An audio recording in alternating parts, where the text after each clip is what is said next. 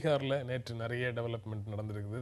மக்களவைத் தேர்தல் தொடர்பாக பாரதிய ஜனதா கட்சியோட லோக் ஜனசக்தி ராம்விலாஸ் பாஸ்வான் கூட்டணி சேரப்போகிறார்னு ஒரு செய்தி.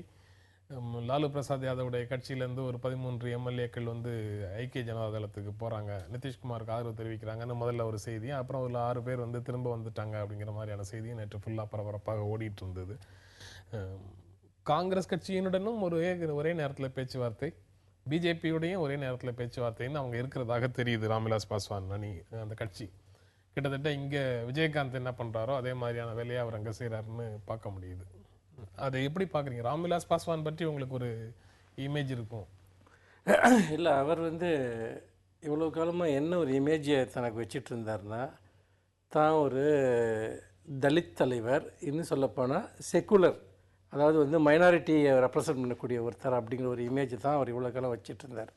2002 வந்து குஜராத் கலவரங்களில் முன்னிட்டு தான் அவர் என்டிஏ கவர்மெண்ட்லேருந்து ரிசைன் பண்ணுறாரு.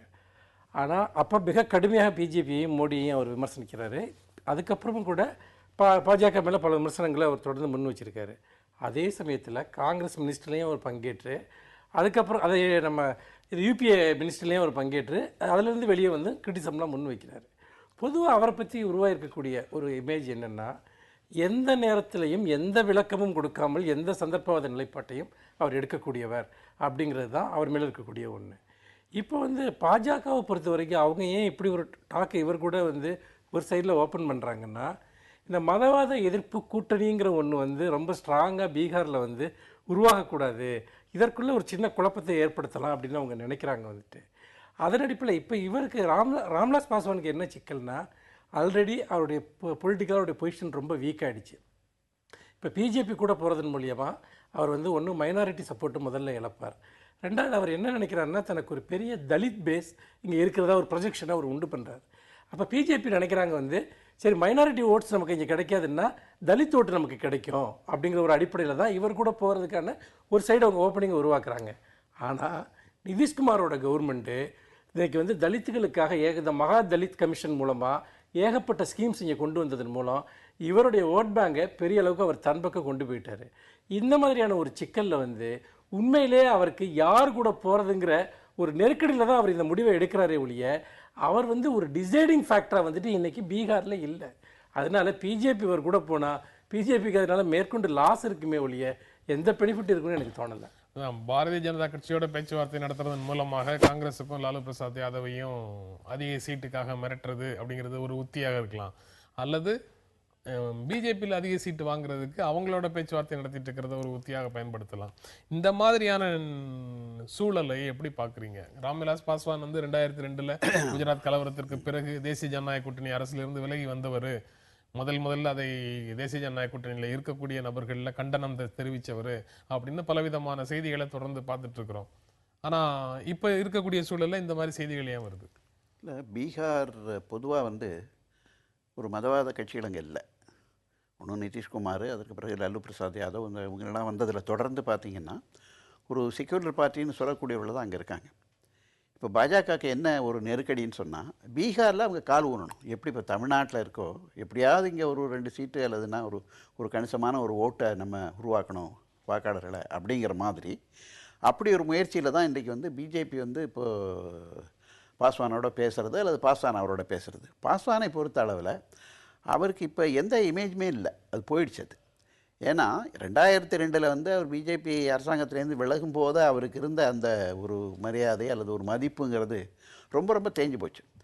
அப்போ ஒரு 3 சீட்டு ஜெயித்தார். இப்போ 2009 பார்த்திங்கன்னா அவர் மட்டும்தான் ஒரே ஒரு சீட் தான் அவரால் ஜெயிக்க முடிஞ்சது. அப்படின்னா அவருடைய பேஸ் எல்லாம் கிட்டத்தட்ட ஏற்கனவே தகர்ந்துட்டுன்னு தான் நம்ம பார்க்க வேண்டியதாக இருக்குது.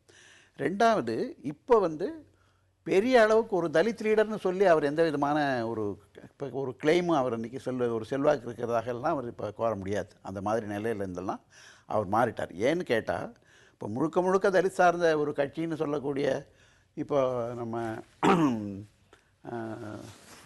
மாயாவதி அவங்களுடைய இதெல்லாம் கூட இப்போ அவங்களெலாம் கூட கொஞ்சம் மேலோடம் ஆகிட்டாங்க. எல்லாருமே வேறு மாதிரி தன்னை வந்து ஒரு குறிப்பிட்ட ஒரு சமூகத்தினுடைய ஒரு சாதி கட்சியாக பார்க்கக்கூடாது என்பதில் இந்த தேர்தலுக்கு முன்னாலேயே அப்படிப்பட்ட சில சூழ்நிலைகள் மாறிக்கொண்டு வருது. அதனால் அவர் ஒரு பெரிய கணிக்கத்தக்க ஒரு சக்தியாகவோ அதுவோ இல்லைன்னு தான் நான் பார்க்குறேன். அதனால் வேறு வழி இல்லாமல் தான் அவர் பாஜகவுக்கு போகிறார். தலித் அமைப்புகளுக்கு இடையில் இருக்கக்கூடிய போட்டி அப்படிங்கிறது இதில் ஒரு ஃபேக்டராக இருக்குமோ அப்படிங்கிற ஒரு எண்ணமும் சேர்ந்தே வருது. உதித்ராஜ் வந்து பிஜேபியில் போய் சேர்றாரு. அப்புறம் மாயாவதிக்கு ஆதரவாக காங்கிரஸ் கட்சி வந்து உத்தரப்பிரதேசத்தை 4 மாநிலங்களாகவோ 3 மாநிலங்களாகவோ பிரிக்கலாம் அப்படின்னு சொல்லி நேற்று ஒரு தேதியை ஃப்ளோட் பண்ணி பேசுகிறாங்க. மாயாவதியினுடைய கோரிக்கையும் அதுதான். பாரதிய ஜனதா கட்சியினுடைய செல்வாக்கை கட்டுப்படுத்துவதற்காக ஒருவேளை வந்து காங்கிரஸும் மாயாவதியும் உத்தரப்பிரதேசத்தில் ஒரு கூட்டணி அமைப்பதற்கான வாய்ப்பு இருக்குங்கிற நிலைமை வரும்போது தலித் அமைப்புகளுக்குள்ள மாயாவதி பலம் பொருந்திய அமைப்பாக வந்துடக்கூடாதுங்கிறதுக்காக இந்த மாதிரி பிஜேபி பக்கத்தில் போய் சேர்வதற்கான வாய்ப்பு இருக்கா? இல்லை, அதை நம்ம அந்தளவுக்கு அதை எடுத்துகிட்டு போக முடியுமான்னு எனக்கு தெரியல. இது முழுக்க வந்து ராம்விலாஸ் பாஸ்வானோட சர்வைவலுக்கான ஒரு ஃபைட்டாக தான் நான் இதை பார்க்குறேன். ஏன்னா அப்படி வந்து பார்த்திங்கன்னா அவர் வந்து ஒரு பெரிய அளவுக்கு ஒரு பொலிட்டிக்கல் அஜெண்டாவோடு இதில் செயல்படுறாரு அப்படின்னு எனக்கு தோணலை. அவரை பொறுத்த வரைக்கும் இன்றைக்கி அவருடைய மிக பலவீனமான ஒரு நிலையில் ஒன்று வந்து அவருக்கு யாருமே அதிகமாக சீட் கொடுக்க எனக்கு தயாராக இல்லை. அப்படிப்பட்ட ஒரு சூழ்நிலையில் இந்த மதவாத எதிர்ப்பு அப்படிங்கிற ஒரு மையம் இங்கே உருவாகாமல் நம்ம வந்துட்டு தடுக்கிற ஒரு பயத்தை நம்ம உண்டாக்கணும்னா இங்கே வந்து இன்றைக்கி லாலு பிரசாத்தோ அல்லது இன்றைக்கி இவர் நம்ம நிதிஷ்குமாரோ நம்மக்கிட்ட அதிகமான சலுகை காட்ட முன் வருவாங்க அப்படின்னு அவர் நினைக்கிறார் வந்துட்டு. இதை தவிர அவருக்கு இதுக்குள்ளே பெரிய பொலிட்டிக்கல் அஜெண்டா இருக்குதான் நான் நினைக்கிறேன். நம்ம தொடர்ந்து பேசலாம் ஒரு இடைவேளைக்கு பிறகு.